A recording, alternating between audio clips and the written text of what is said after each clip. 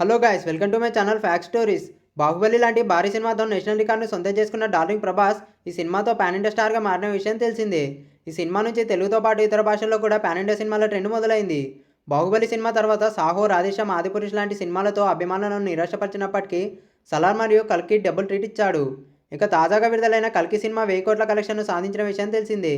ఇప్పుడు మరిన్ని ఎక్కువ కలెక్షన్లు సాధించడానికి సిద్ధమవుతుంది. కాగా కల్కి సినిమా సక్సెస్తో ప్రభాస్ క్రేజ్ మరింత పెరిగింది. అంతేకాకుండా ప్రభాస్ తదుపరి సినిమాలపై అంచనాలు కాస్త మరింత పెరిగాయి. 40 ఏళ్ల వయసు వచ్చినా కూడా ఇంకా పెళ్లి చేసుకోకుండా అలాగే వరుసగా పాన్ ఇండియా సినిమాలో నటిస్తూ ఫుల్ బిజీగా గడుపుతున్నారు ప్రభాస్.